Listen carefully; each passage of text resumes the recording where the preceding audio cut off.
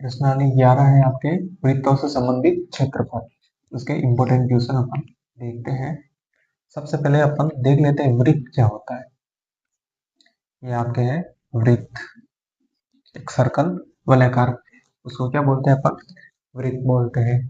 अभी देखो, ये वृत्त की जो चारों तरफ जो इसके बॉर्डर बनी हुई है, ये इसकी क्या कहलाती है, वृत्त की परिधि। परिधि, और इसका सूत्र क्या होता है, 2πr। पाई को आपको बता देता हूँ। पाई पाई का मान क्या होता है, पाई का मान होता है 22/7। ये कोई लगभग वैल्यू है, ऑलमोस्ट है, एक्यूरेट नहीं है। अब ये है वृत्त का केंद्र।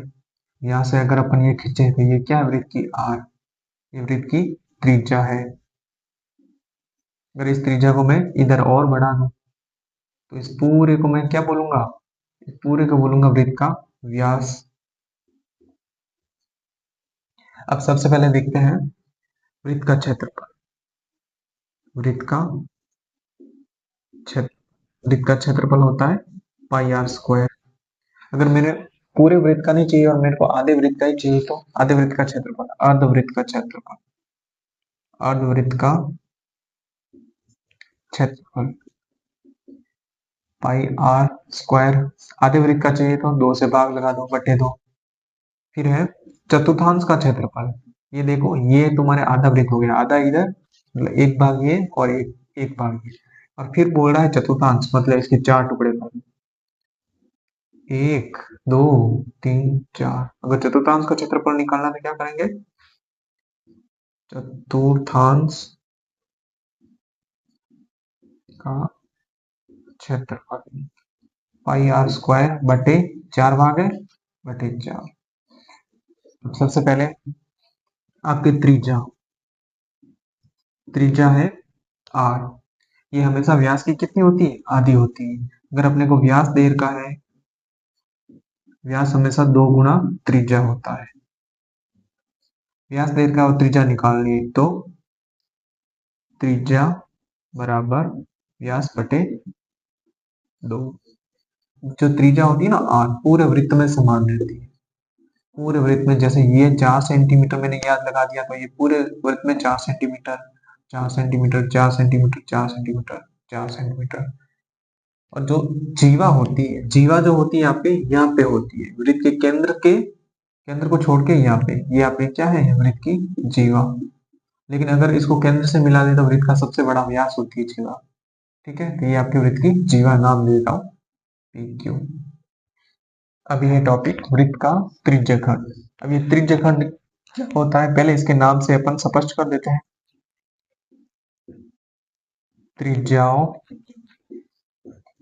द्वारा बनाया गया खंड या एक टुकड़ा क्या कहलाता है, त्रिज्यखंड कहलाता है। अभी मैं बता देता हूँ, ये वृत्त है, वृत्त की त्रिज्या है, कोई दो त्रिज्या, एक त्रिज्या ये और एक त्रिज्या ये। ओ, ये त्रिज्या, त्रिज्या ने एक खंड बनाया है, देखो, तो ये तो है छोटा वाला, इसको बोलेंगे लघु त्रिज्यखंड। इस त्रिज्यखंड के अलावा ये पूरा जो बड़ा है इसको क्या बोलेंगे, दीर्घ त्रिज्यखंड। दीर्घ त्रिज्यखंड। और ये जो आपके हैं यहाँ से लेके यहाँ तक, ये क्या है, ये त्रिज्यखंड का चाप है। ठीक है, अब सबसे पहले अपन देख लेते हैं लघु त्रिज्यखंड का क्षेत्रफल कितना होता है, πr² गुणा थीटा बटे 360। ये आपके होता है लघु त्रिज्यखंड का क्षेत्रफल। फिर है दीर्घ त्रिज्यखंड का क्षेत्रफल, क्या होता है, इस दीर्घ का निकालने के लिए अपन क्या करते हैं, बड़े में से छोटा माइनस कर देते हैं, या वृत्त, पूरे वृत्त में से इसको माइनस कर दो, आप पूरे वृत्त में से इसको निकाल दो तो दीर्घ आ जाए। तो इसका होगा πr² माइनस थीटा बटे 360। या फिर आप इसको ऐसे भी लिख सकते हो, πr² माइनस लघु त्रिज्यखंड का क्षेत्रफल का क्षेत्रफल, या फिर πr² minus πr² into theta बटे 360। ये इसका क्षेत्रफल होता है। अभी है वृत्तखंड। अब देखो ये वृत्तखंड क्या होता है, ये वृत्त है, ये उसका त्रिज्य खंड है। फिर यहां से देखो चाप और ये एक अपन जीवा खींच देते हैं, इसके बाद में ये अपन इसको, ये जो इसका क्या है, ये वृत्तखंड है, लघु वृत्तखंड, लघु वृत्तखंड। और इसके अलावा ये पूरा जो बाकी जो बचा है वो क्या है, दीर्घ वृत्तखंड, दीर्घ वृत्तखंड। इसका क्षेत्रफल का सूत्र होता है आपके पाई आर स्क्वायर थीटा बटे 360 minus are square sine theta बटे 2। ये इसका लघु वृत्तखंड का क्षेत्रफल होता है।